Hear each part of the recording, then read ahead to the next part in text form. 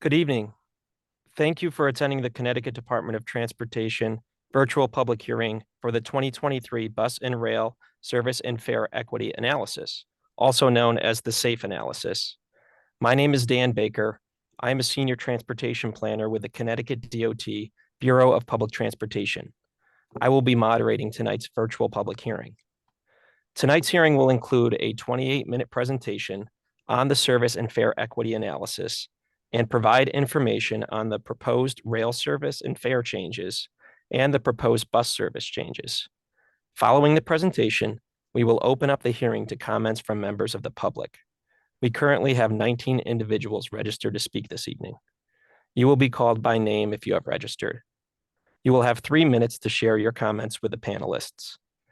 Panelists joining us this evening from the Connecticut Department of Transportation include Public Transportation Bureau Chief Benjamin Limmer, Transit Administrator Lisa Rivers, and Assistant Rail Administrator Eric Bergeron. Spanish-speaking interpreters are available to assist any members of the public looking to provide comment during this hearing. At this time, I will turn it over to Public Transportation Bureau Chief Benjamin Limmer for opening remarks. Great. Thank you, Dan. Good evening, everyone, and thank you for attending tonight's public hearing on the proposed service and fare changes included in the Connecticut Department of Transportation Service and Fare Equity Analysis, otherwise known as SAFE. Your attendance and input at tonight's hearing are deeply valued and critically important to ensuring we deliver a safe, accessible, and equitable public transportation system in Connecticut. All comments received during tonight's hearing and throughout the entire public comment period will be recorded, as well as carefully reviewed as we finalize the proposed service and fare changes included in the SAFE analysis. As a little bit of background, in June of 2023, the Connecticut State Legislature adopted a biennial budget that was signed by the governor. This bipartisan budget included a record investment in bus service expansion. It also included funding reductions for Metro North Railroad services in fiscal year 24 and Shoreline East services in fiscal years 24 and 25. With this funding, bus transportation is proposed to expand with new routes, longer hours, and dedicated connections to employment hubs, downtown centers, as well as commercial areas. These proposals are based directly on customer feedback. These proposals also reflect strong ridership levels as well as increased demand of bus service throughout the state. What you'll hear tonight details these enhancements, and I want you all to know that there are several other additional adjustments that did not meet the federal threshold to conduct the equity analysis, and all of those changes can be found on the CTDOT website. The Connecticut Department of Transportation team has been closely monitoring ridership patterns and data across all of our rail lines dating back to 2018, before the onset of the COVID-19 pandemic. Historical and current ridership levels were compared to service levels for each and every rail line to determine which lines would receive proposed service modifications. Since ridership has rebounded significantly on the Hartford line and Waterbury branch line, those two lines are not included in the proposed service modifications. However, the analysis indicated that Shoreline East weekday services and Metro North services, specifically New Haven line Friday service, were not seeing the same recovery rates and therefore were identified for proposed service changes. Our team worked tirelessly with our rail service providers at Metro North and Amtrak to produce customized schedules that reflect current travel patterns as well as ridership levels. Those proposed rail schedules and service levels are included in the SAFE analysis and upcoming presentation. As Mr. Baker mentioned, the presentation is 28 minutes. It is pre-recorded. It does have all of the necessary details that describe the proposed service changes. So please be patient. And thank you once again for coming and providing your feedback to the Connecticut DOT. Mr. Baker, back to you. Thank you, Ben. We'll now begin the presentation.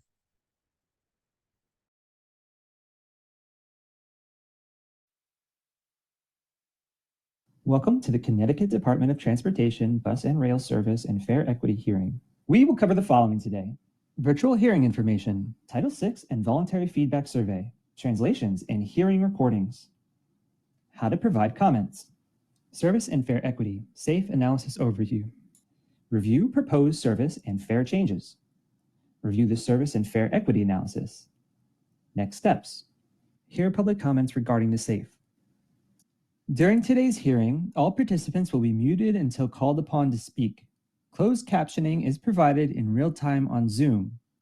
Please note that today's hearing is being recorded and all public comments will be part of the public record. The public comment portion of the hearing will follow this presentation. The Connecticut Department of Transportation is committed to ensuring that no person is excluded from participation, denied benefits, or otherwise subjected to discrimination under any program or activity on the basis of race, color, or national origin. Please visit our website at https://portal.ct.gov/business/contract-compliance/title-vi-page for more information on our Title VI programs and your rights under Title VI. We encourage you to complete the voluntary feedback survey. Survey information helps the department conduct the most inclusive and representative outreach possible. Survey responses are anonymous and will be used strictly to achieve this goal. The link to the survey can be accessed from the Zoom chat today, from the description field of the YouTube video posted after the hearing, and at www.ct.gov/dot/proposed transit changes. After the public hearings, a recording of the formal presentation will be posted to YouTube. Closed captioning, including non-English translation options, will be available. Please visit www.ct.gov/dot/proposed transit changes for links to live streams and recordings. Después de las audiencias, se publicará en YouTube una grabación de la presentación formal. Habrá subtítulos disponibles, incluidas las opciones de traducción que no estén en inglés. Visite la página web para obtener enlaces a transmisiones en vivo y grabaciones a www.ct.gov/dot/proposed transit changes. Comments regarding the proposed service and fare changes and service and fare equity analysis can be made in a variety of ways. One is by making a public statement during today's public hearing. To register, please visit www.ct.gov/dot/proposed transit changes. If you do not register, you will still be able to sign up to speak at the end of the presentation. Additional methods include submitting a comment via email at dot.proposedtransitchanges@ct.gov. You can comment by leaving a voicemail at 860-594-3612. You can comment by mail, sending your written comments to Comments on Proposed Service and Fare Changes, Connecticut Department of Transportation, 2800 Berlin Turnpike, P.O. Box 317546, Newington, Connecticut, 06131-7546. Or you may visit one of the following libraries and fill out a comment form. The libraries include Waterbury's Silas Bronson Library, New Haven Free Public Library, the Public Library of New London, Hartford Public Library, Park Street Branch, and Bridgeport Public Library. Comments will be accepted until 11:59 p.m. on October 6, 2023. The Service and Fare Equity Analysis presentation will now begin. In accordance with the Federal Transit Administration, or FTA, Circular 4702.1b, the department is required to conduct a service and fare equity analysis, also known as the SAFE, of proposed fare changes and major service changes to determine if the changes will have a disparate impact on minority customers or a disproportionate burden on low-income customers. This analysis is also required for temporary major service changes that have continued beyond 12 months and temporary fare changes beyond 6 months. This is the process we will follow for the service and fare equity analysis. We are in the public hearing stage. The public comment period for the SAFE began on September 18, 2023, with the release of the draft SAFE document and will conclude on October 6, 2023. Following conclusion of the comment period, all public comments will be considered by the department in the finalization of the SAFE analysis. The department's FTA Title VI program for fiscal year 2021 through 2023 defines a major service change as any service change meeting at least one of the following criteria: route restructuring actions resulting in at least a 20% change in overall route length, service frequency changes that result in a 25% or more change in annual revenue vehicle miles, RVM. Annual RVMs are a compilation of weekday and weekend RVMs. A service change adding or reducing service to a fixed guideway station resulting in a greater than 25% change in a service at the station. Service change actions resulting in at least a 1 hour change in service span. There are other bus service changes currently proposed throughout the state that are not included in this SAFE analysis. Per FTA guidance, an equity analysis is only required for proposed bus changes in the CT Transit Hartford and New Haven divisions, as those divisions operate 50 or more fixed route vehicles during peak service. All major service changes are analyzed to determine whether the proposed changes will have a disparate impact or produce a disproportionate burden. Disparate impact refers to the facially neutral policy or practice that disproportionately affects members of a group identified by race, color, or national origin. Disproportionate burden refers to a facially neutral policy or practice that disproportionately affects low-income populations. The table on the screen shows rail ridership trends compared to service levels on all rail lines in the state of Connecticut from 2019 to present day. The row titled 2021 percent of 2019 service shows both the percent of service in 2021 compared to 2019 and the percent of ridership in 2021 compared to 2019. As you can see, service was reduced on all rail lines except Waterbury Line following the onset of the pandemic in March 2020. The row titled 2023 percent of 2019 service shows how ridership service levels in 2023 compares to 2019. The row titled 2024 overall budget as a percent of 2019 service shows the approved percent of funding received of total funding required to operate service at 2019 levels. The row titled 2024 weekday proposed percent of 2023 service shows the level of service for each rail line being proposed in the SAFE analysis compared to the 2023 schedule. The final row of this table shows where each rail line currently stands in terms of ridership compared to 2019 ridership data. The Connecticut Department of Transportation and its service providers actively monitored ridership levels as service levels were scaled up between 2021 and 2023. Ridership recovery rate was utilized to help identify proposed rail service changes included in this SAFE analysis. The following rail service changes are proposed. On the New Haven line, Monday through Thursday, service is proposed to be reduced from 239 to 237 trains per day. Friday service is proposed to be reduced from 241 to 233 trains per day. On the New Canaan line, weekday service is proposed to be reduced from 41 to 39 trains per day. On the Danbury line, weekday service is proposed to be reduced from 28 to 26 trains per day.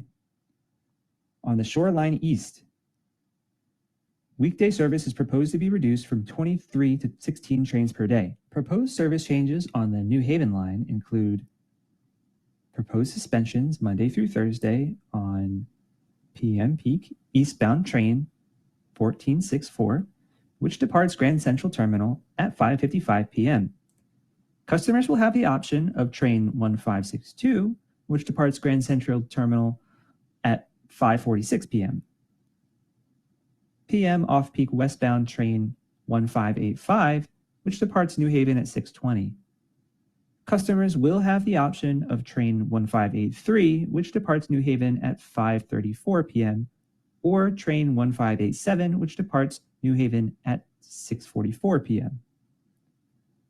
Proposed Friday-only suspensions include AM peak westbound train 1417, which departs South Norwalk at 6:46 a.m., and AM peak westbound train 1419, which departs Bridgeport at 6:28 a.m. Customers will have the option of new train 3419, which departs Bridgeport at 6:21 a.m. and departs South Norwalk at 6:51 a.m. AM peak westbound train 1427, which departs Bridgeport at 6:57 a.m. Customers will have the option of train 1525, which departs Bridgeport at 6:42 a.m., or train 1529, which departs Bridgeport at 7:12 a.m. Additional proposed Friday-only suspensions on the New Haven line include AM peak westbound train 1437, which departs South Norwalk at 8:26 a.m., and AM peak westbound train 1537, which departs New Haven at 7:42 a.m. Customers will have the option of new train 3539, which departs South Norwalk at 8:32 a.m. and departs New Haven at 7:39 a.m. AM peak westbound train 1539, which departs New Haven at 7:55 a.m. Customers will have the option of train 3539, which departs New Haven at 7:39 a.m., or new Super Express train 3541, which departs New Haven at 8:24 a.m. PM peak eastbound train 1560, which departs Grand Central at 5:41 p.m. Customers will also have the option of train 1562, which departs Grand Central at 5:46 p.m.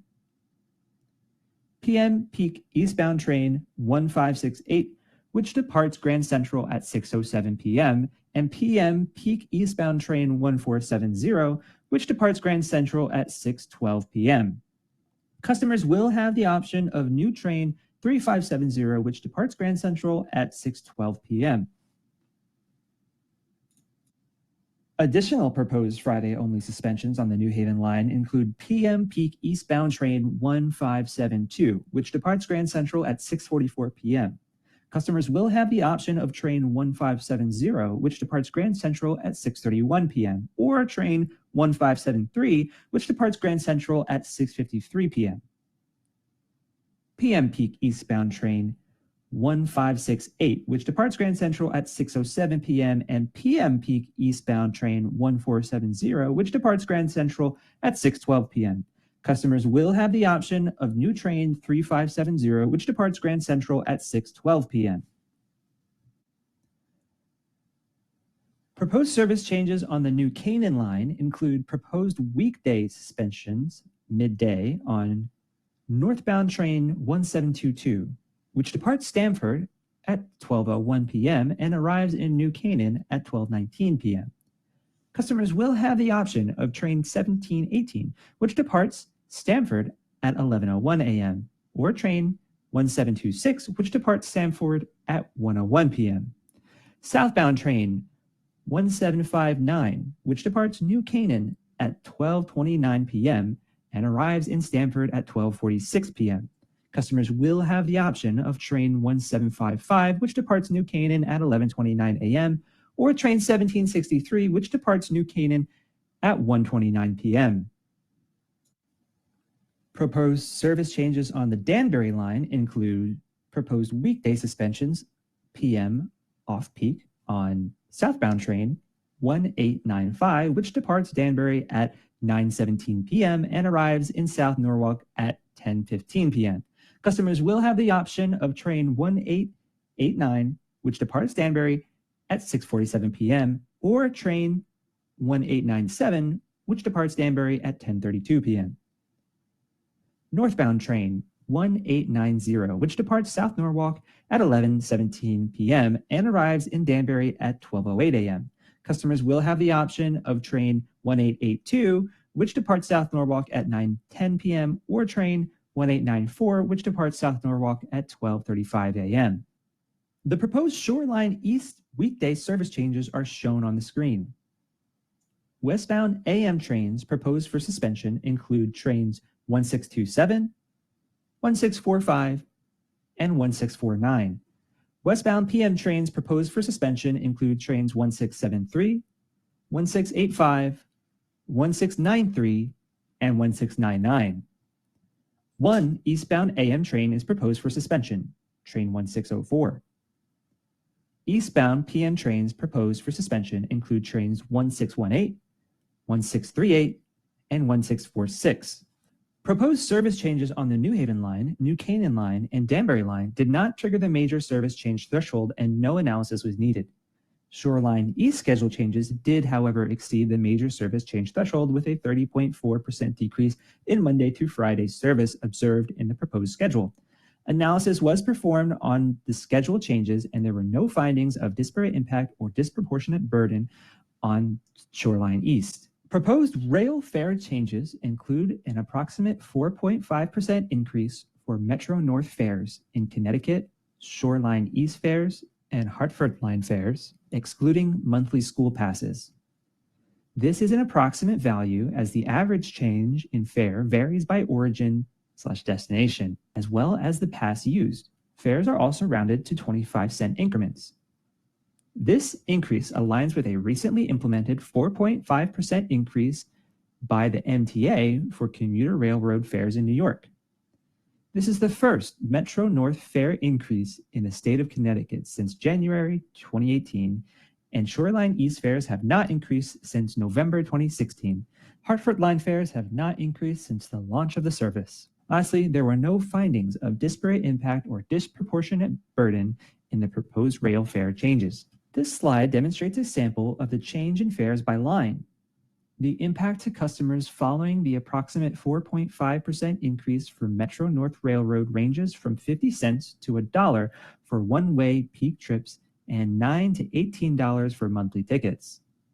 The impact to customers following the approximate 4.5% increase for Shoreline East ranges from 25 to 50 cents for one-way trips and $5.25 to $10.50 for monthly tickets.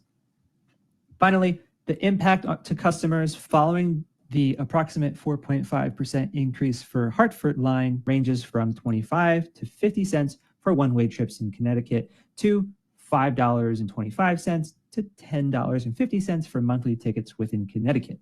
This slide demonstrates what Metro North Railroad customers traveling to Grand Central from Stamford or New Haven could expect to pay. For example, a one-way ticket between Stamford and Grand Central is increasing from $15.25 to $16. For additional context, we're showing what it may cost to travel between Connecticut's urban areas like New Haven and Bridgeport. Likewise, this slide demonstrates what Shoreline East users traveling end-to-end could expect to pay. For example, a one-way ticket between New London and New Haven is increasing from $10.25 to $10.75. We also show what an intermediate station to New Haven fare will look like. Lastly, we're showing what it may cost for intermediate travel, like Branford to Old Saybrook. Finally, this slide demonstrates what CT Rail Hartford line customers would expect to pay. For example, a one-way ticket between Hartford and New Haven is increasing from $8 to $8.25. We include other station pairs such as Meriden to New Haven and Berlin to Springfield for additional context. For more details on the proposed train schedules and fare tables, please visit the department's webpage at www.ct.gov/DOT/proposed transit changes.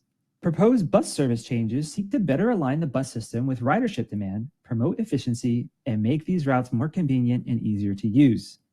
Several types of bus service changes are proposed. They include adjustments to increase service frequency on 2 CT Fast Track routes, decreasing frequency on the Dash Shuttle, restructuring CT Transit Route 69 and CT Fast Track Route 102, discontinuing 5 routes and replacing them with new or existing CT Fast Track routes, adding 3 new bus routes, 2 in New Haven and 1 in Hartford. 3 new bus routes are proposed. In New Haven, CT Transit Route 216, is a new bus route that would operate between New Haven and Meriden. CT Transit Route 262 is a new bus route that would operate between New Haven and Milford.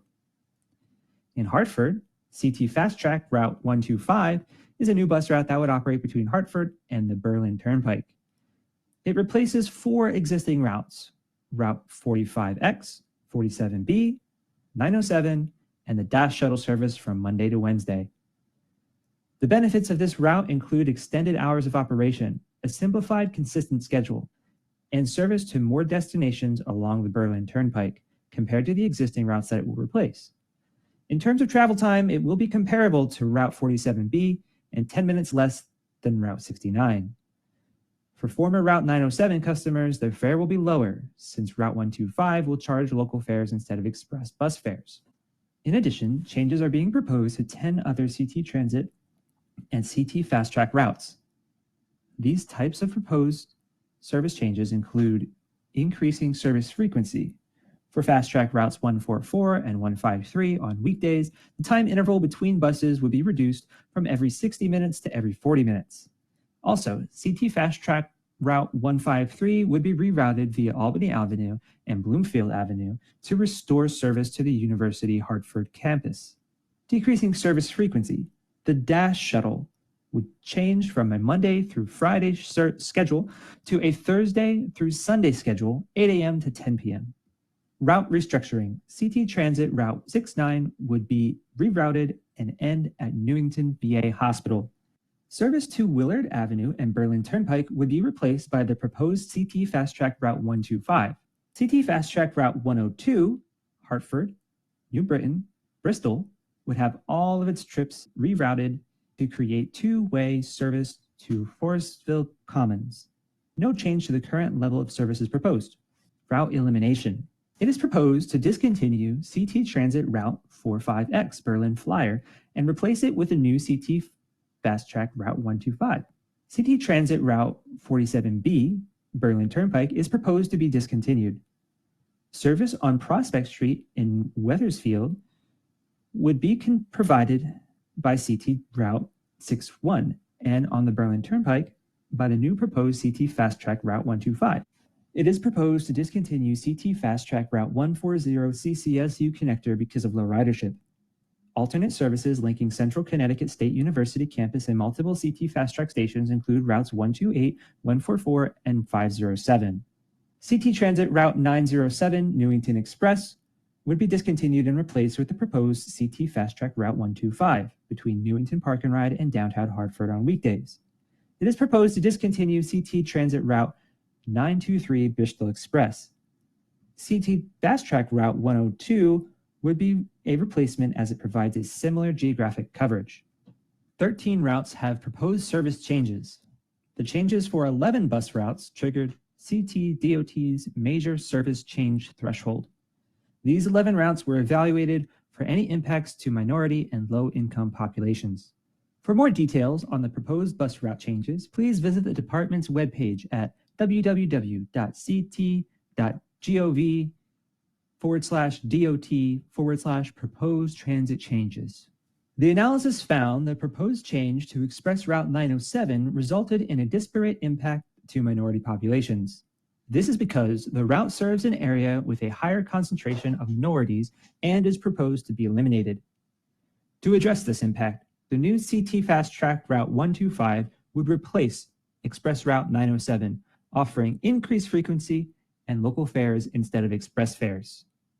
Also, the changes to the Dash Shuttle plan of service resulted in both a disparate impact to minority populations and a disproportionate burden to low-income populations. This is because of the change in days when the Dash Shuttle will operate and the demographics of the population served by the route. To address this impact, from Monday to Wednesday, the new CT Fast Track Route 125 would replace the Dash Shuttle service. There were no impacts associated with the other routes analyzed. Following a 12-month suspension of bus fares during 2022, fare collection resumed in spring 2023. Per federal guidance, the resumption of fares required a fare equity analysis. Upon conducting the analysis, CTDOT determined there were no findings of disparate impact or disproportionate burden as a result of reinstituting fares. After all of the hearings have taken place and the comment period has closed, the department will review and consider all comments received and make changes to address those comments if needed. Comments and any changes will be included in the final SAFE analysis. Once the final SAFE analysis is completed, a recommendation will go to the DOT Commissioner for review and approval. Proposed rail service and fare changes, if approved, would take effect as follows. For Metro North, rail service changes would take effect on October 29, 2023. For Shoreline East, rail service changes would take effect in late 2023. An exact date is being determined.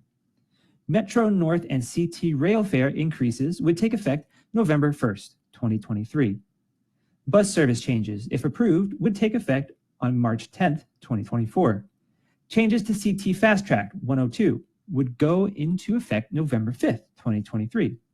Communication to our customers will continue, and final rail and bus schedules will be shared before any changes take place. 4 public hearings are scheduled to receive public comments on the draft SAFE and proposed changes. These include 2 in-person hearings and 2 virtual hearings. In-person hearings will be held on Monday, October 2nd, 2023 in New Haven at the Kennedy Mitchell Hall of Records from 6 p.m. to 8 p.m. with open house from 5 p.m. to 6 p.m. Tuesday, October 3rd, 2023 in Hartford at the Capital Region Council of Governments office from 6 p.m. to 8 p.m. with an open house from 5 p.m. to 6 p.m. Virtual hearings via Zoom will be held on Wednesday, October 4th, 2023 from 11 a.m. to 1 p.m. and from 6 p.m. to 8 p.m. Department staff will also be at Stamford Transportation Center in the main concourse/waiting area on Thursday, October 5th, 2023 from 3:30 to 7 p.m. with information regarding this service and fare equity analysis. As mentioned earlier, comments regarding the proposed service and fare changes in service and fare equity analysis will be accepted until 11:59 p.m. on October 6, 2023 in a variety of ways. You can register to speak at a hearing. You may submit comment via email at dot.proposedchanges@ct.gov. You may also leave a comment via voicemail by calling 860-594-3612. Written comments can be mailed to Comments on Proposed Service and Fare Changes, Connecticut Department of Transportation, 2800 Berlin Turnpike, P.O. Box 317546, Newington, Connecticut 06131-7546. Finally, a copy of the draft SAFE analysis and comment form can be found at the following public libraries: Waterbury's Silas Bronson Library, New Haven Free Public Library, the Public Library of New London, Hartford Public Library, Park Street Branch, and Bridgeport Public Library. We would like to remind you about the brief voluntary feedback survey. Survey responses are anonymous. Your input is very important to us and helps us conduct the most inclusive and representative outreach possible. The link to the survey can be accessed at the bottom of the SAFE webpage at www.ct.gov/DOT/proposed transit changes. We will now begin to hear public comments. We ask that you please limit your comments today to the service and fare equity SAFE analysis and the proposed service and fare changes. Speakers who have pre-registered to comment will be called upon by name. If you would like to provide a comment but have not pre-registered to speak, please submit a request to comment in the Q&A tab. Then please wait for your name to be called when we finish calling pre-registered speakers after the presentation. In the interest of providing all speakers the opportunity to speak on the record, comments are limited to 3 minutes. Please note that no questions will be answered by the moderator or any of the panelists during the hearing or comments portion of the meeting. All comments made during the meeting will be recorded and transcribed for the record. Thank you.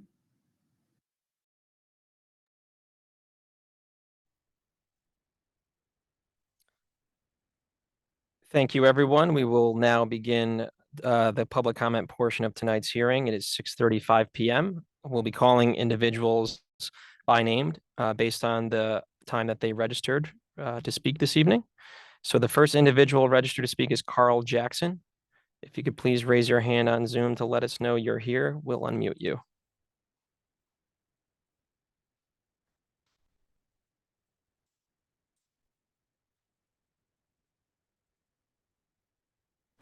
Thanks, Carl. You're unmuted.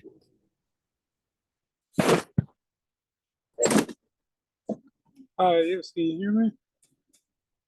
Yes. Okay, yeah, I apologize. I'm on the train. And I spoke at the public hearing on Monday. And yeah, after seeing the full proposal, still really nothing's changed in my mind. I just feel that, this fare increase is really unnecessary with the amount of available federal funding, that's being offered by the infrastructure bill. And I really wish that the CTDOT would take another look and see if there are other funding options offered to the federal government. And then also, with regard to if it's approved, having a November 1 start date, that's less than 30 days for the public to adjust to these fare changes. I think, they at least need more time. I'd say even 90 days, to make that kind of an adjustment. For myself, it's, would be an additional burden, taking the entire Hartford line and having that additional cost on my monthly pass. So again, I ask you to look at other federal funding options and to consider extending the amount of time, if approved, that you implement these fare changes. Thank you. Thank you, Carl. We appreciate you joining tonight's hearing and providing your comment to the department. The next individual registered to speak is Jacob Lackey. Jacob, please raise your hand if you're in attendance and we'll unmute you.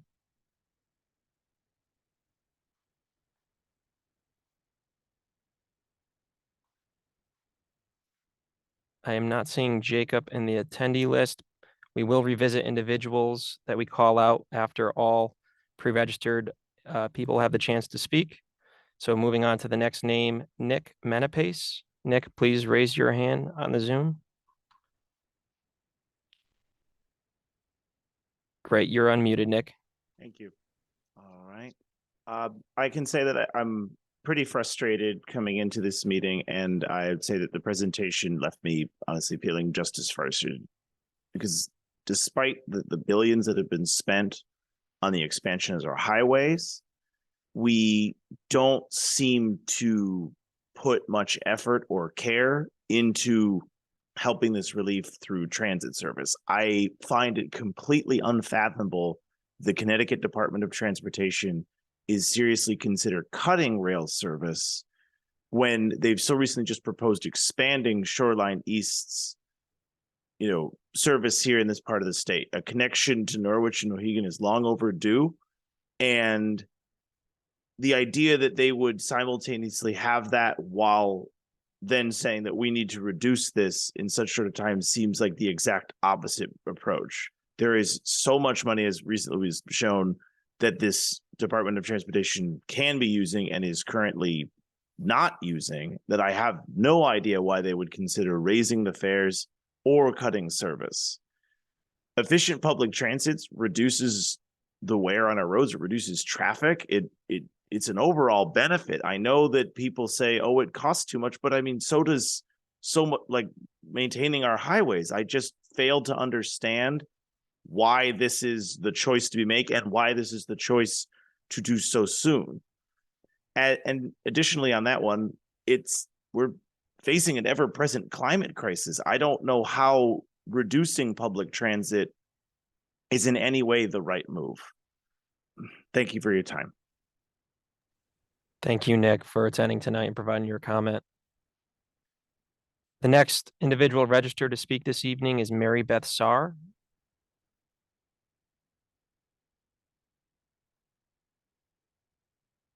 You're unmuted, Mary Beth.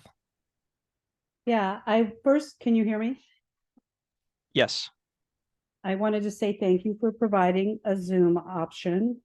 I'm advocating for my son who has physical disabilities and uses the Shoreline East to commute to college in New Haven. And none of these meetings were at a convenient place for those towns that are the most impacted by the Shoreline East cuts. So I appreciate the Zoom option. Our family moved to Connecticut about 11 years ago for a lot of reasons, but one of the reasons is we knew we were coming to a high service state that would provide better opportunities for our son. And one of the things we were considering when we chose where to live was a viable and reliable public transportation option. The Shoreline East has been key to his independence and accessing education, entertainment, and we hope eventually work. We've always supported politicians who say they support public transportation, and we're completely frustrated about everything about this process. We had no warning this was happening. We found out 5 days, and when he was already in a college session, already registered for classes, that the schedule was changing. I'm also frustrated that you're talking about the ridership numbers being down as part of your decision to cut Shoreline East, because we first found out about this last fall. He was taking a later lab class, and if he didn't make it quickly to the train that's close to 5 o'clock, he had to wait till 6:45. And that was so we would go get him. He wasn't riding a train. And that was because you never restored the train that he could have ridden. And now with this happening this fall, we're giving him more and more rides to New Haven. So that's impacting not only him, but many other people, their representation or ridership numbers. I know anecdotally that people who work in our town already have been unable to use the Shoreline East since COVID because of the cuts you already made and didn't restore. I feel like you're asking for input after the budget has already been cut. You breeze through the Shoreline East changes tonight, which has the greatest amount of changes. So we're just completely frustrated by this process. I asked my son after the presentation if he wanted me to add anything. And he said, are you considering people with disabilities who are being disproportionately affected by these cuts? Thank you, Mary Beth. We appreciate you calling in tonight and providing your comment to the department. So moving on to the next individual registered to speak this evening, Jeff Viscount. Jeff, if you're here, please raise your hand using the Zoom feature and we will unmute you. Not seeing Jeff on the attendee list. The next individual registered to speak this evening is Jack Dobson. Jack, please raise your hand. You're unmuted, Jack. All right.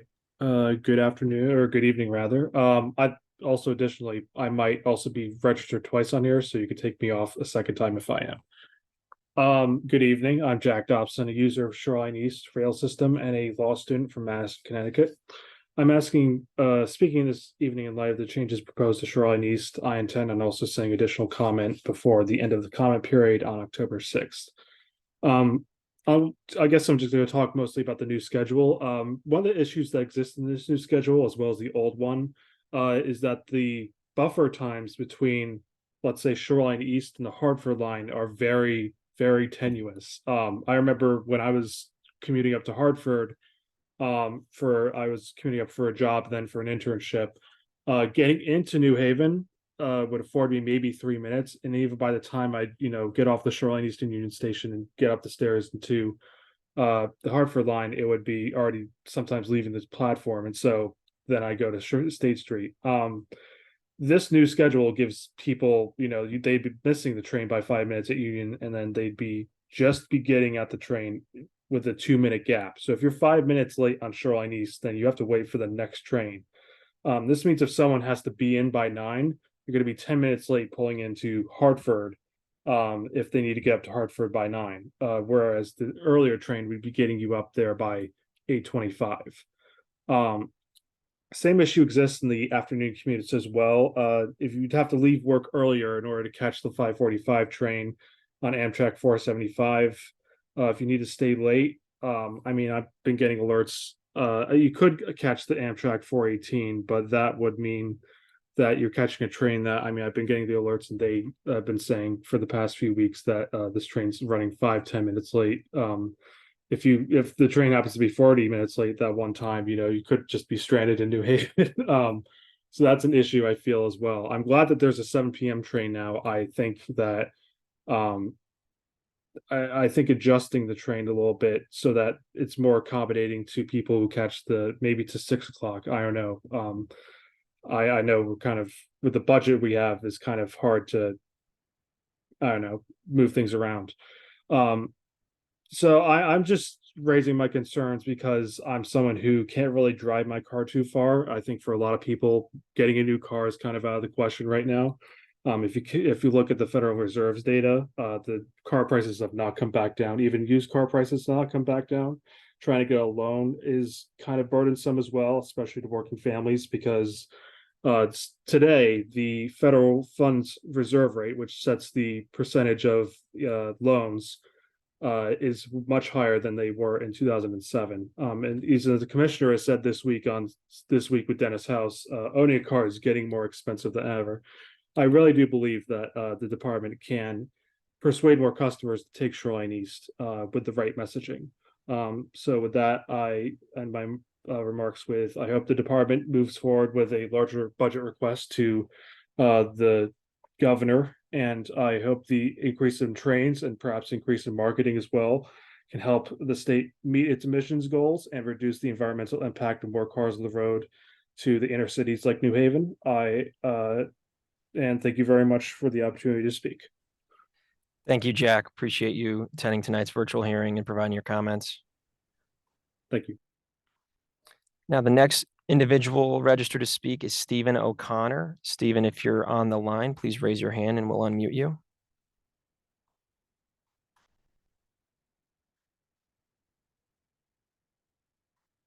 And if we do call your name and you're calling in via phone, please press *9 to raise your hand and then press *6 when prompted to unmute. And that's only for individuals who are calling in by phone. So the next person registered to speak this evening is Rita Moyo.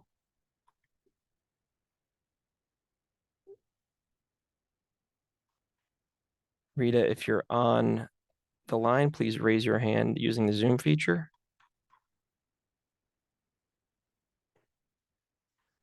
Not seeing Rita, so we'll be moving on to the next person registered to speak this evening, Molly Dannenberg. Molly, please raise your hand using the Zoom feature.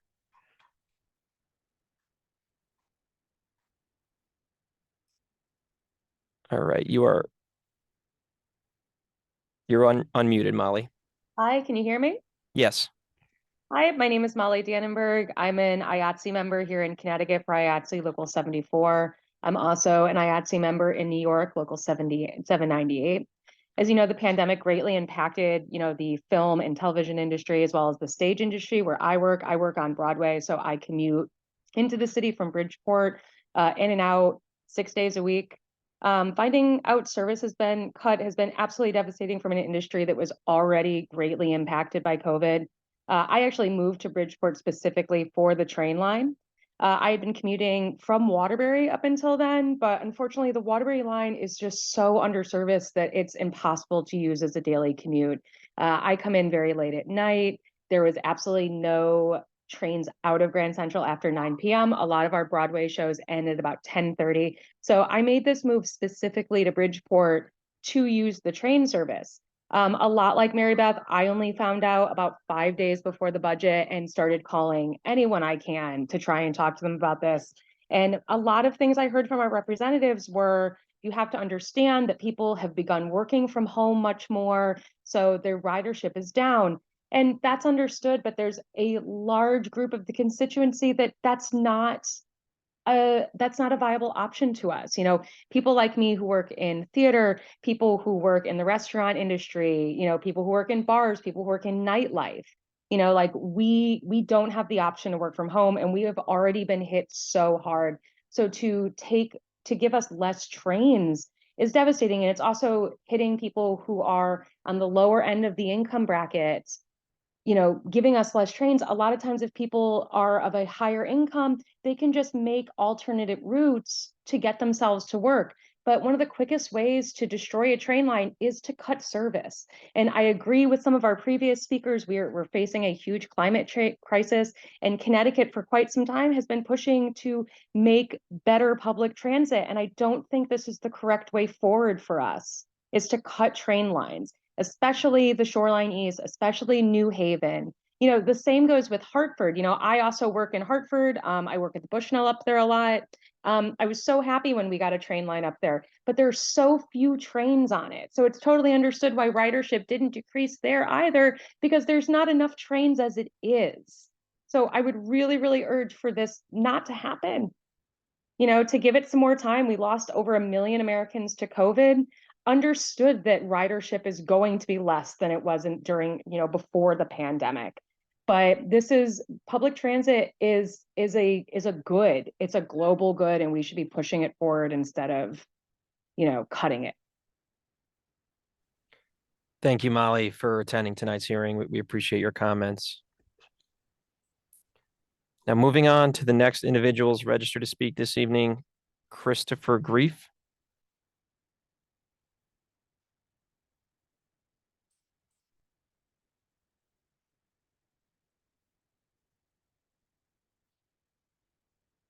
If we can unmute Christopher, there he is. I am going to do that. And first, for the record, it's Grief, not grief. So just for the record, I'm going to cause some grief now. First of all, good evening. I'm Christopher D. Grief. First of all, I'm a little disturbed on some things. People with disability, number one, I should never have to hear, and I agree with that young lady mentioning about an individual who wants to go to college, that person with a disability. You know, I have been traveling on your trains, and it's nice to see them running. And let me tell you, you say Friday services is empty. I'm sorry, it's crowded. It is so crowded that your Metro North Cares, which we are following the new procedure, have to help my mother to get on that train because the train was severely crowded. You have a lot of events goes on that line. And do I need to remind you that since you're using partially the train now that goes to New London, I think you guys need to really check the New London stations during Fridays, because you have a lot of people who want to go down to the city or go to some other places down in Connecticut, and there are times that train does not come. You need to really look at it on a point of view of seniors and people with disabilities. And I do like to thank your colleague who did send me this information about the reduced fare price, but remind you that everyone with a disability doesn't have to be shown. A lot of people does have called hidden disability. So I really think that if we're going to work on disability or seniors, we need to make sure that traveling trains are available to frequently service from New London to New Haven or to Springfield, Massachusetts to run. But the problem is if we don't see service running, it is not going to help us to increase the service if people don't realize it's not just regular customers, it's seniors and people with disabilities, including the veterans. Thank you. Thank you, Mr. Greif. Appreciate you attending tonight's hearing and providing your comments to the department. Moving on to the next person registered to speak, Deborah Greif.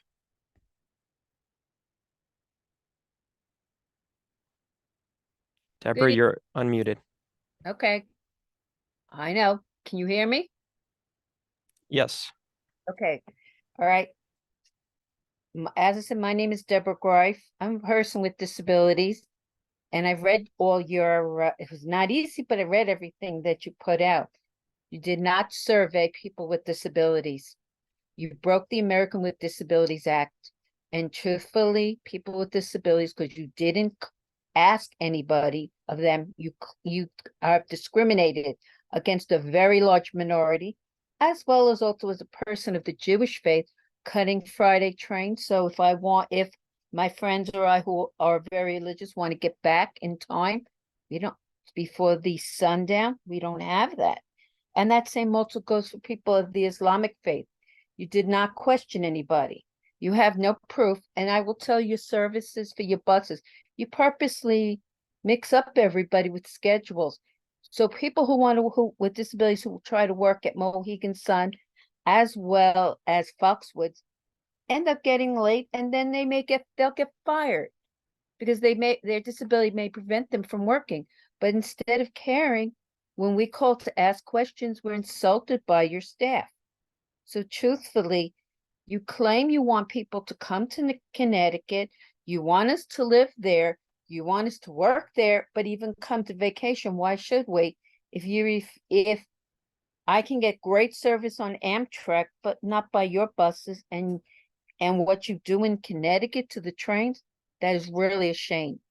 And truthfully, people with the disabilities will have the right to sue you because you did not inform people in a timely manner, and you did not at all talk to anybody with disabilities. So it is very sad that Connecticut is going back to the dark ages, and us people with disabilities don't matter or count. Good night. Deborah, thanks for attending tonight's virtual hearing. The next individual registered to speak this evening is Rebecca Blaha.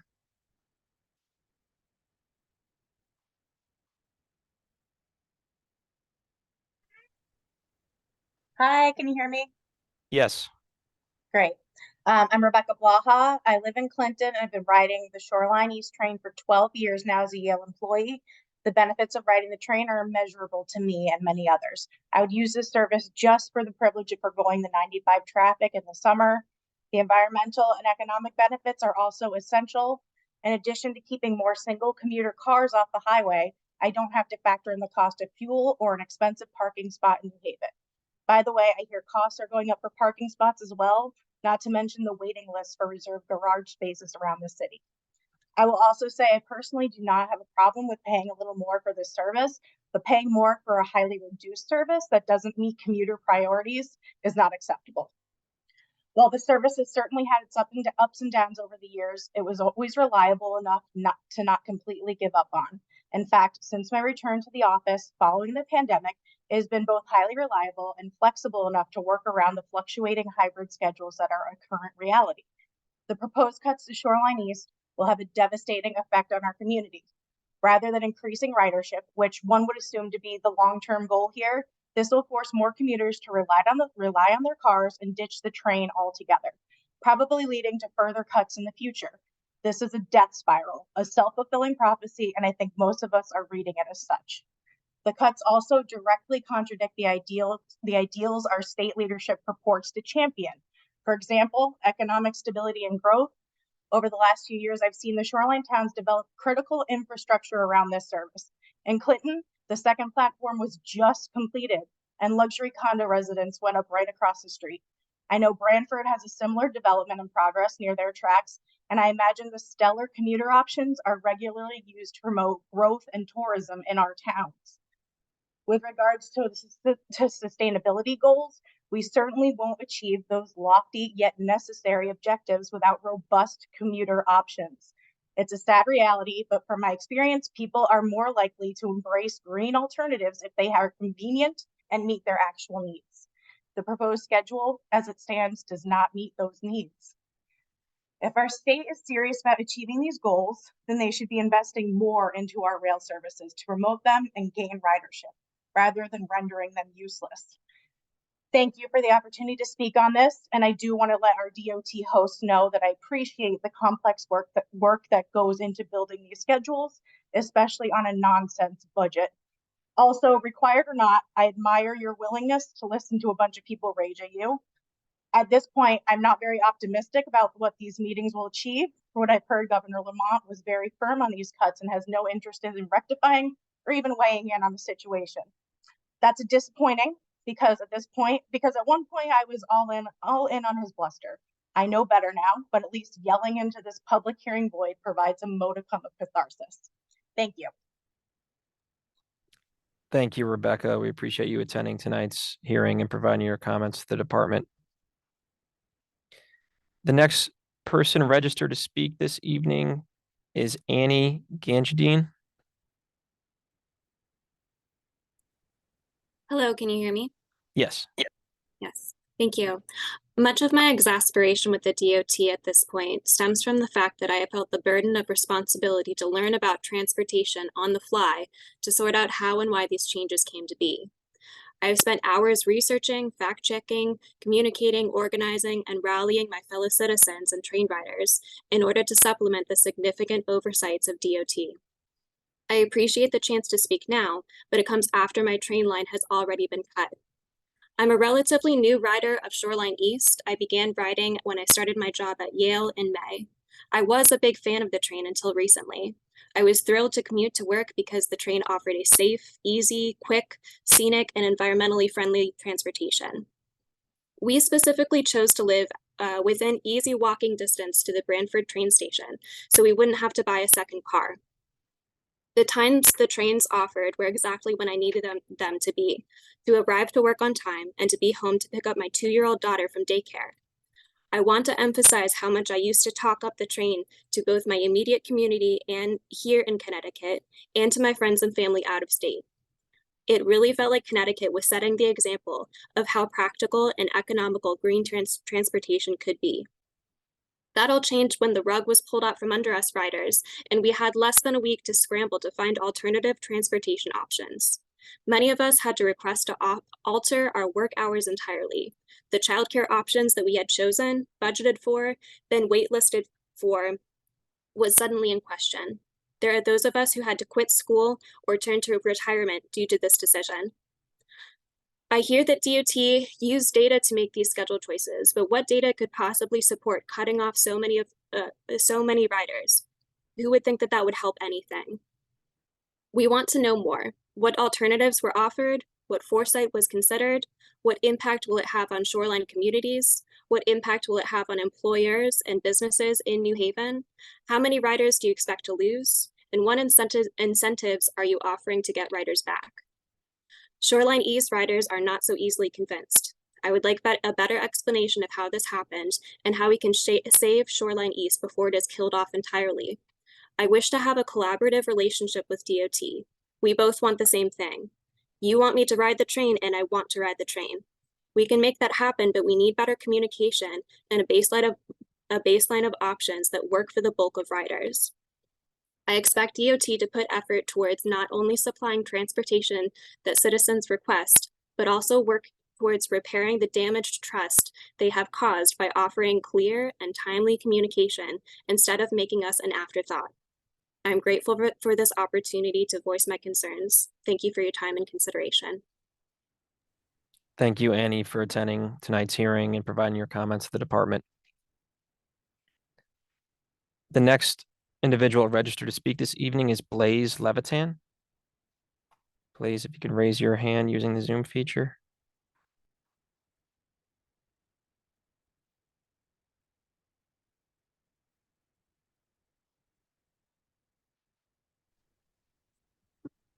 Hi, Dan, can you hear me? Yes. Excellent, thanks. Hi, everybody. Great to see you all, and thank you for taking the time to be here, especially, thank all the DOT staff that have to go through these public hearings. There's a couple of issues I just want to raise in the public hearing, and I'll submit a written comment during the comment period. The cuts were specifically, were not shepherded by DOT. They were led by the governor, and they were voted on by almost every member of the Connecticut legislature.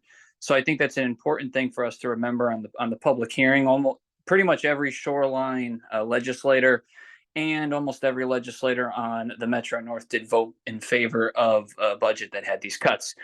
However, during the SAFE analysis, which we're going through right now, hopefully the Connecticut DOT can highlight some of the serious issues that these service reductions and fare increases will have. I am very opposed to both. On Shoreline East and the service reduction, it will basically kill the line, and it will make it very difficult for people with, as we've heard, people with different abilities, people who don't have the means to have a vehicle or another vehicle, basically get to the places that they need to get to, who rely on Shoreline East with a 66% reduction in service at this point locked in, that they're paying more for. On New Haven line, it's a similar story. These cuts will negatively impact the Connecticut economy. They will negatively impact Connecticut residents, our environment, and the local businesses that rely on the tourism and economic benefits that these generate. So hopefully through the safe analysis, the Connecticut DOT can relay these findings to administration. The concerns that we've heard overwhelmingly from people in the public hearing process about their challenges and why some of the data as to why more than just maybe a very specific metrics, maybe a little bit broader view of transportation about why these are negatively impacting riders. That might be the opportunity for the Connecticut DOT to weigh in on cuts that the governor and the legislature pushed on top of you. So thank you for everything that you guys are doing. Thank you for being here tonight. And we look forward to all the work that you have to do forward. I would just add that someone mentioned that the connections will be really important if we're stuck with the reduced service. And the connections between Shoreline East and Metro North are also extremely tight. And it's two separate service providers. So hopefully the Connecticut DOT can facilitate communication between those two entities. A little, because it'll be really important with reduced service. There'll be larger gaps in between the trains. So it'll be just important for those two to know to hold. So thank you for everything and have a good night. Thank you, Blaze. Appreciate your time this evening attending and for providing your comments. Just as a reminder, if we call your name and you're on the phone, you will press *9 to raise your hand, and then you'll press *6 when prompted to unmute. So the next individual registered to speak this evening is Owen Tacey. Owen, please raise your hand if you're online.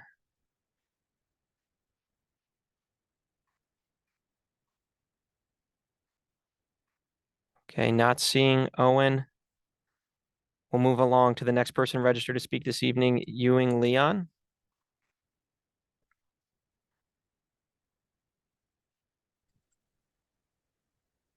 Can you hear me? Yes. New Haven, Waterbury, Hartford, Rocky Hill, Stamford, Chester, New London, Springfield, and New Britain. What do those towns and cities have in common? Those are places we had public hearings in 2018 over a 2-week plus process, and this year it's significantly shorter. So I just wanted to point that out. As someone who rides Shoreline East, I just have a little speech I wrote, and then I'm going to provide some additional comment. Hello, DOT. In Texas, there's a commuter rail service known as A-Train that runs 34 miles in the Dallas-Fort Worth area. In 2022, the line received fewer daily riders than Shoreline East, despite the fact it gets 34 round trips, which translates to 30-minute frequency all day. That is 26 more round trips than Shoreline East is proposed to get after the cuts. Additionally, in 2022, the Waterbury branch, and let me just make it clear, the Waterbury branch should not be cut. It already has bare bone service to begin with, but in 2022, the Waterbury branch had 197,392 rides versus Shoreline East 190,278. That is only a difference of about 7,000 out of nearly 200,000 trips on both. Despite this, the Waterbury branch will continue to maintain its recently increased to 22 weekday trains, while Shoreline East will be cut from 23 weekday trains to 16. While Waterbury branch ridership is only 3.7% higher than Shoreline East, it will get 37.5% more trains based off DOT and the state's plan. To use Shoreline East, I now have to get out of the house by 6:30 in the morning to make a connection with 1610. Before the construction, I could leave by 7:40 to easily make a connection with 1610. The elimination of almost all Shoreline East midday service is wrong and very short-sighted. In addition, 1618 was usually very busy and almost always had more people than 1610. Despite this, 1610 will remain and 1618 will not, which just doesn't make any sense. And in general, a lot of these cuts just don't make any sense in terms of which trains on Shoreline East specifically have the highest ridership. And like that's an example, but also when you look at 1667, which now there's no 1673 2 hours behind it, 2.5 hours behind it. You have the busier train earlier, so people can't rely on that later afternoon, mid-afternoon train, and they now have to take a mid-morning train. And so you reduce the options. And as someone who was planning to take Shoreline East on September the 5th, the day of the cuts, I had to use the Google Trip Planner and I had to notify a lot of people that, well, DOT, it ended up being the exact same schedule as was released by Shoreline East and is used by Shoreline East. It was not released until I think like the Thursday before the cuts, which doesn't make any sense. And in You're addition coming up to, on 3 minutes, Ewing, just letting you know. okay. And just some of the trains that like have been cut, they didn't need to be cut. Like 1638 could have easily continued to run under this construction. Thank you. Thank you, Ewing. We appreciate your attendance tonight and on Monday as well in New Haven. So thank you for providing your comments to the department. All right, looking at the next individuals registered to speak this evening, Kelly O'Connor.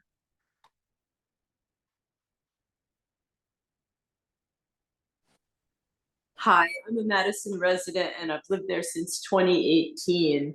My family moved to Madison from Arizona, where we lived in Phoenix and had very limited services, limited public transportation. When we moved, we pulled out the train schedule and we moved to a town with a train.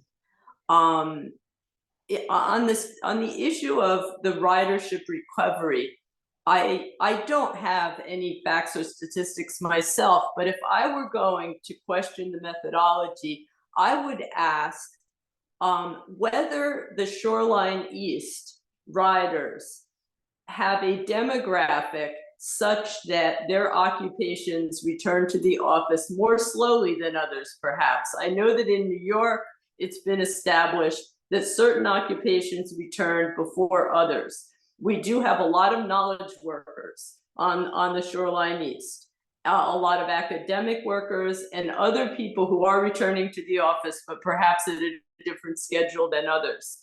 And what has been done in eliminating service has guaranteed that data now will not be accurate because a lot of people who would otherwise return cannot ride the trains.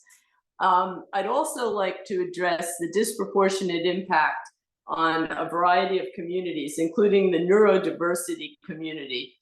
I have a family member who is a neurodiverse individual. He's an adult with autism spectrum disorder. And when he was in college, I was told that less than 10% of people living with autism are able to graduate college and work in their field. And we have been blessed for him to have a job in his field and to have graduated college. And the Shoreline East really gave him wings. At the beginning of the pandemic, we actually moved him to an apartment in Milford on the Metro North line. So because the service was there and we had lost so much service in Madison, but that doesn't mean he's not a rider of the Shoreline East because he comes to therapy in Madison. We maintain our relationship in Madison. And of course I can get in my car and go pick him up, but that doesn't give him independence. It doesn't make him feel like a professional. So the neurodiverse community is very impacted. My husband is a 68-year-old person who works in New York City, and he now has to leave work at 2 o'clock in order to get home because so many trains have been eliminated, unless he wants to show up at 8:15. And the lack of connections to New York that were touted by Governor Lamont when he put in the fast trains, they're broken. They don't work anymore. He has to go take a 7:15 train in the morning. He has to get home at 8:15 at night unless he wants to leave work at 2. We have a great asset, the air train. The Grand Central Madison was a wonderful development in transportation. Right now, JFK Airport could be accessible. I went to Europe last week and You're coming up on 3 minutes, Kelly. Thank you. I took the train home and I got stuck for 2 hours in New Haven because of the thing. just mention the environment, parents with school children, and the value of our real estate. And thank you all very much. Thank you, Kelly, for attending tonight's hearing and providing your comments. So we have 11 individuals remaining that we'll be calling that have pre-registered to speak. Alexander Johnson, please raise your hand using the Zoom feature if you're on the line.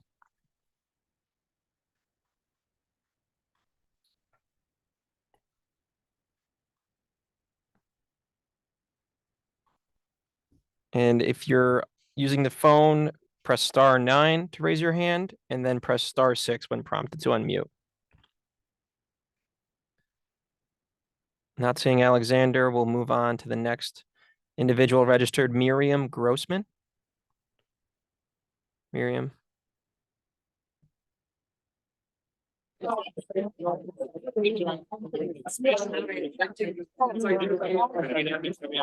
unmuted, Miriam. Yeah, do you hear me?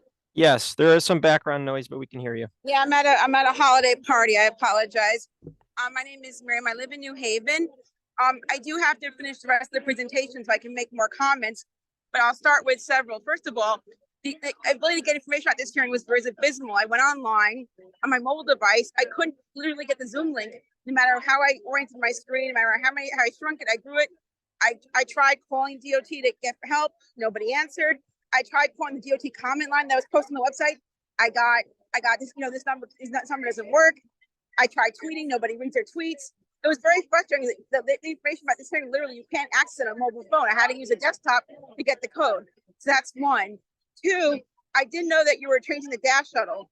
And while I think it's great that you're going to be providing some more service for nighttime events, why just Thursday through Sunday? If there are events like every night of the week, why not look at this? Why not have the service every night? There's Yard Goats Day Monday night. Why can't I be able to enjoy the dash service Monday night or play the bush? Like why is it only Thursday through Sunday?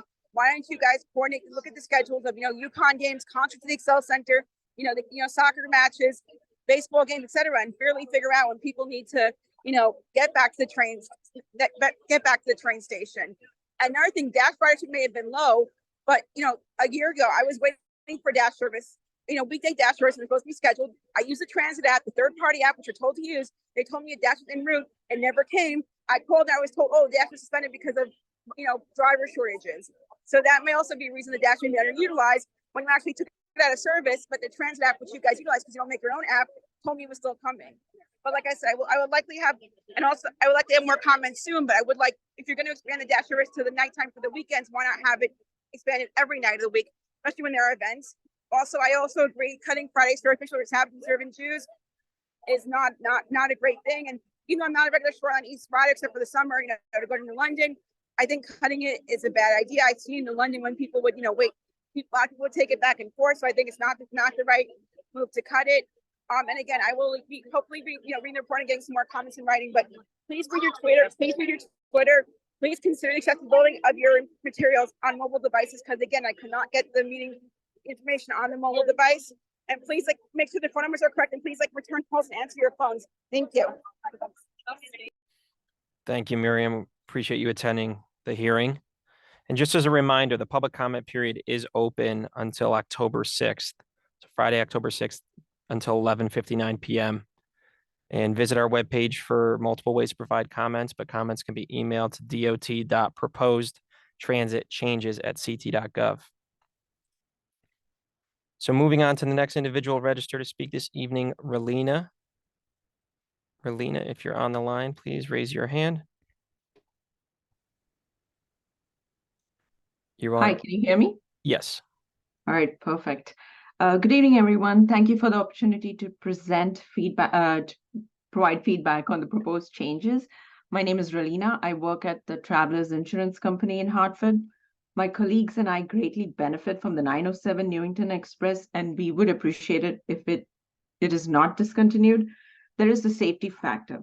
A lot of us are women. The 907 is an opportunity to take a bus from the office to a reasonably well-lit parking lot.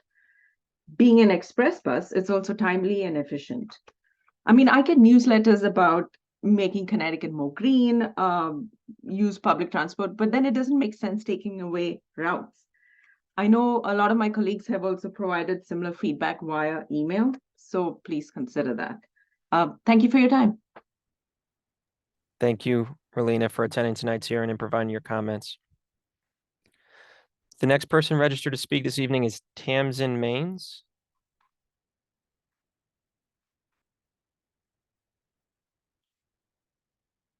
Hi, can you hear me? Yes. Yeah. All right. Hi. I'm Tamsin Maines. I'm talking here as a high school student.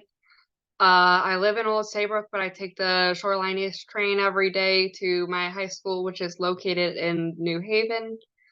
So the train 1637 and 1632 has been integral to my daily life. And I just ask whatever you do, just keep those two trains because that will be a heck of a show for both my home school, myself, and this school that I go to. Additionally, I would like to add that the somewhat recent time train change of 1632 from 3:35 to 3:55 has been difficult for me. I usually spend about an hour each day. I'm taking the train home, just waiting in the station, time that could be used working at homework in at home or working on house chores. And it has been difficult for both me, and my family. And lastly, I would like to mention that the fare increase has also been nerve-wracking as well. Most of my friends are located in New Haven because that's where my school is, and I believe that I do have a right to maintain my social life just despite needing to go in a different school to match the needs that I have. And the fare change really inhibits the ability to do that for a lot of my friends. Even if it's just talking with a project or just wanting to visit, it really is burdensome. So thank you for letting me talk. Thank you, Tamsin, for attending tonight's hearing and providing your comments. And the next person registered to speak this evening is Lords Haynes. Lords, please raise your hand.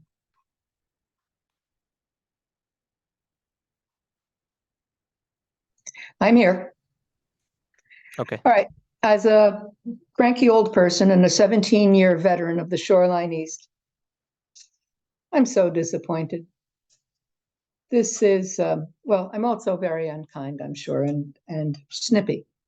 But gutting services, raising prices, this is environmentally unsound, it's economically unjust, and it began to become even more evident on that Thursday before Labor Day, when the changes of the cuts to Shoreline East were announced at a time destined to make sure that no one heard. I'm not terribly surprised. It's the bellwether for public transportation in Connecticut. I just despair. This is stupid. I wonder what's driving it because it's plainly not economic justice or the environment or service to the people. What is driving it? Who exactly is benefiting from this? And why are the millions of federal dollars for transportation being left on the table to show a surplus for the upcoming year? Who exactly is benefiting from it? I do understand that none of you is prepared to answer, but perhaps you might start looking for other lines of work where you could easily commute from wherever it is you are. Thank you. Thank you, Lords, for attending the hearing tonight. Okay, moving on to the next person registered to speak, Lee Hyatt. Please raise your hand using the Zoom feature if you're on the line.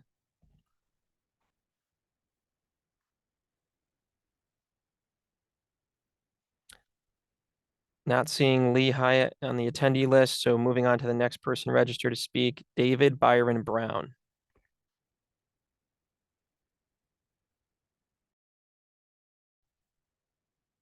Hi, can you hear me now? Yes. Okay, thank you for this opportunity to speak. The advantage of coming in late is that people have said most everything that I wanted to say. I'll try and stick to what's, unique to me. My needs are not as urgent as many of the speakers tonight. I'm a retiree in Guildford who takes Shoreline East into the city for medical and social appointments.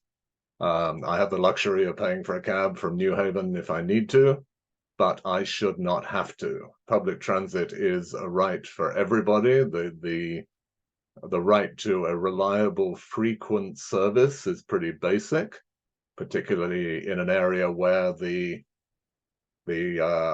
car option is so awful. 95 is even with the slowness of the trains, 95 at most times of the day takes longer to take to the city.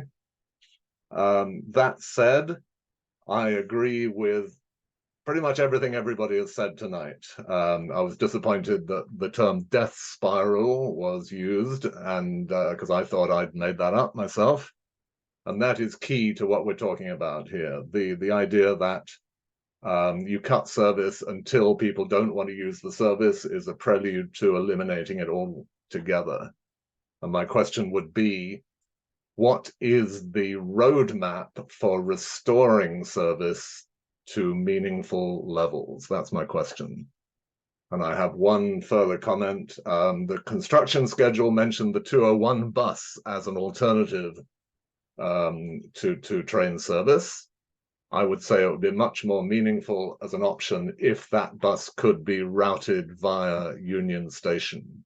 It would be slow, but it has a good frequency, not ideal, but good, and would link the towns at the times and at the frequency that Shoreline East is apparently incapable of doing. Thank you for your attention. Thank you, David, for attending tonight's hearing and providing your comments. Moving on to the next individual registered to speak this evening, Kristen Cohenhoven.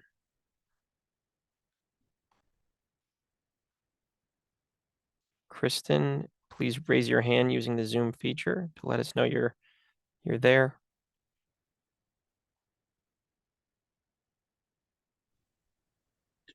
Hi, can just make sure you can hear me. Yes. Okay. Thank you so much for letting me speak. I also have been listening to all the comments, and many of them have been the things I would like to say have been already mentioned, but I will take the time to speak. I appreciate you allowing us to do this. I'm a nurse at Yale New Haven Hospital in New Haven, and I have lived in Clinton for a couple of years, have worked at Yale for the last 6 years, and the ability to take the train to work, to do my job, which is Monday through Friday, has been a major quality of life improvement for me in many ways. And it has been a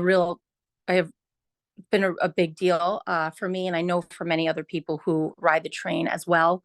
I know at Yale as well as Yale University, Yale New Haven Health offers an incentive to, if you buy a monthly pass, to give up your parking,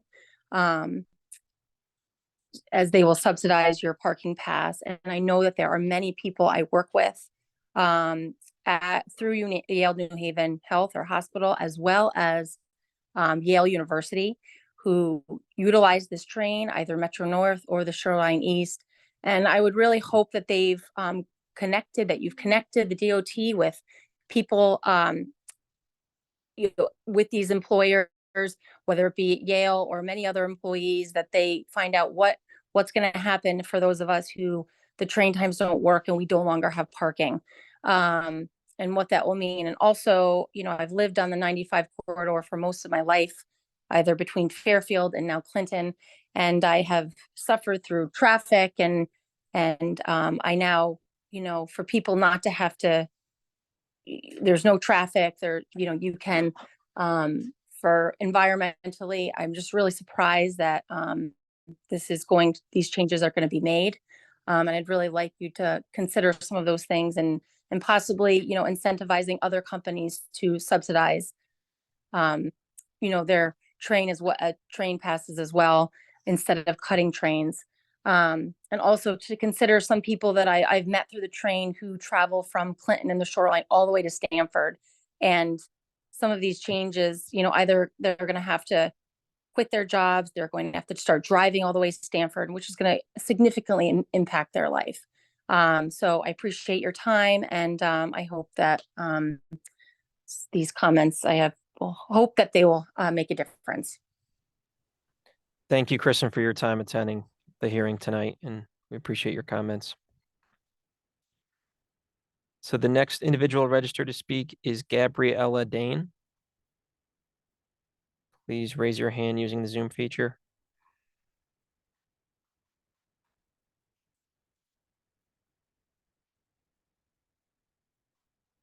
It's Gabriella Dane on the line. Please raise your hand. Okay, no longer seeing Gabriella.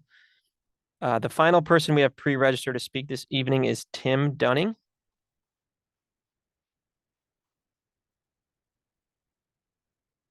Tim, if you are on the line, raise your hand using the Zoom feature.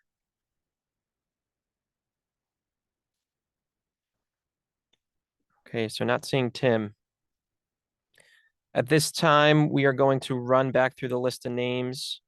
There are a couple individuals registered as guests, so we are going to just run through these names. Please raise your hand if we call out your name and you would like to provide comment this evening. Jacob Lackey. Not seeing Jacob. Moving on to Jeff Viscount. Not seeing Jeff. Stephen O'Connor.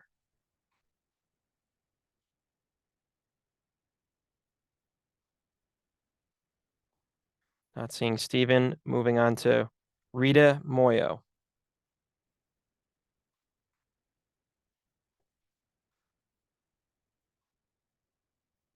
Not seeing Rita. Owen Tacey, if you're on the line and would like to provide comment, please raise your hand.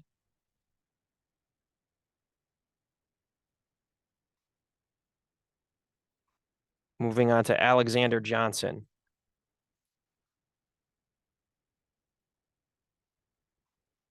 Not seeing Alexander. Lee Hyatt, if you are on the line and would like to provide comment, please raise your hand. Not seeing Lee.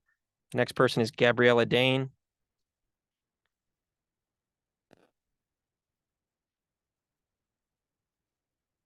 And then lastly, Tim Dunning.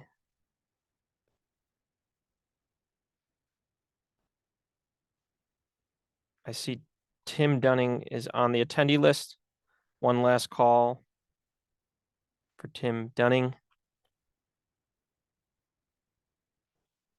And I do see a new hand raised by an individual named Luther Wade.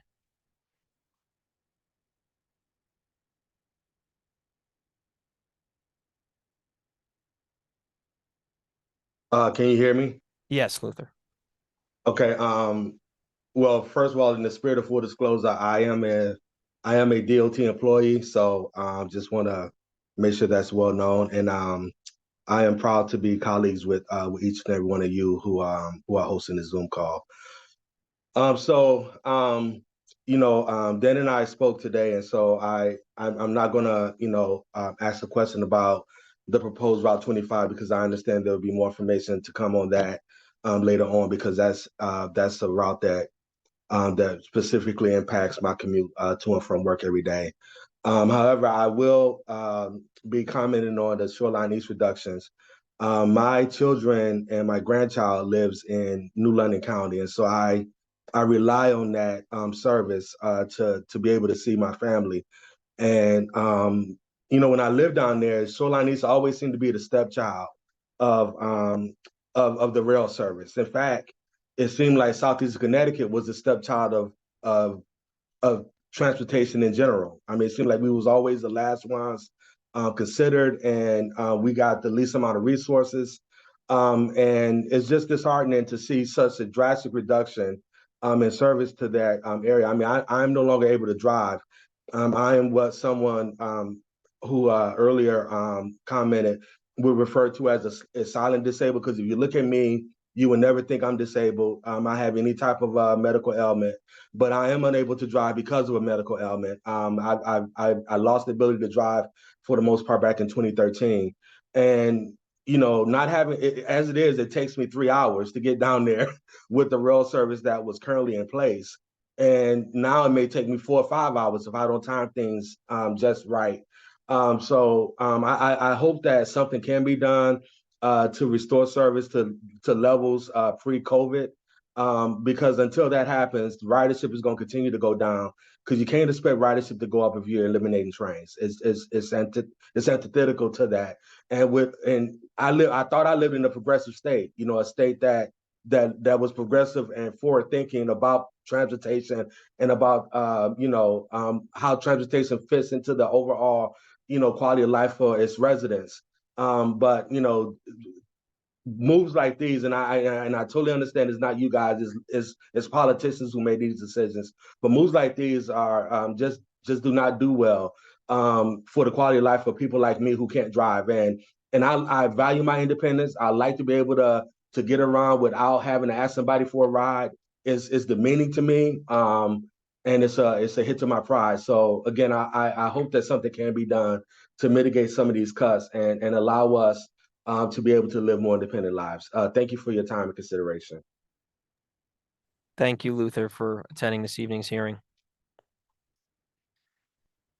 So at this time, we have finished calling all pre-registered speakers. If you would like to provide comment, but have not pre-registered to speak, please submit a request to comment in the Q&A tab, and then please wait for your name to be called. So seeing that we have no new individuals currently looking to provide comment, we are going to pause the hearing at 7:38 p.m. We will monitor the chat. This public hearing goes until 8 p.m. this evening, but the hearing is now paused. Thank you.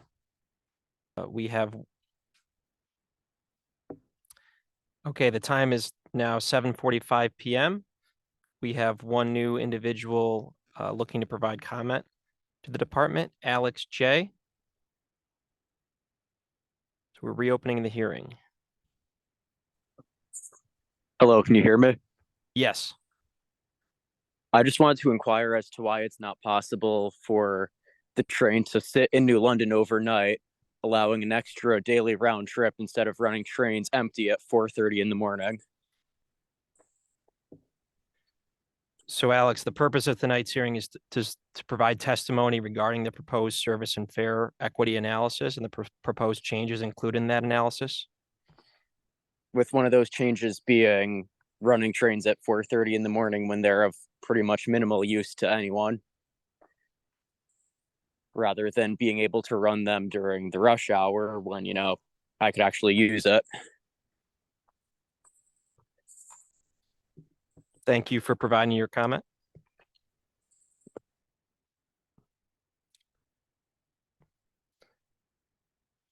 Okay. Any new individuals looking to provide comment? There are roughly 13 minutes remaining in tonight's public hearing.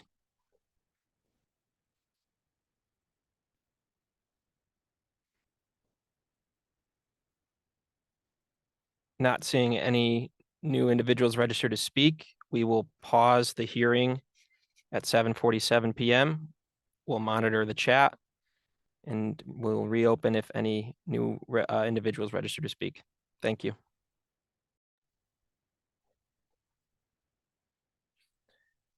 Okay, the time is 7:49 p.m. We will reopen the hearing at this time. We have another member of the public looking to provide comment, Alex J. My apologies. I also want to give one other comment as to connections with Metro North. When I'm going to and from Fairfield County, preferably, I'd like to be at New Haven less than 10 minutes and not waiting 20, 30 minutes for my connection. So I'd like to see, you know, tighter connections to express trains on Metro North. Thank you, Alex. Appreciate you calling in this evening to the hearing and providing your comments. Thank you.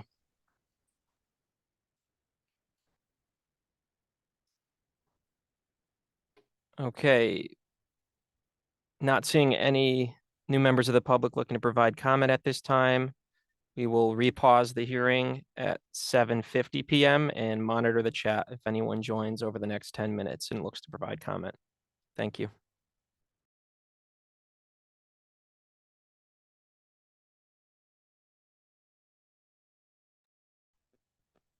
Okay, the time is now 7:59 p.m. No new members of the public have registered to provide comment this evening.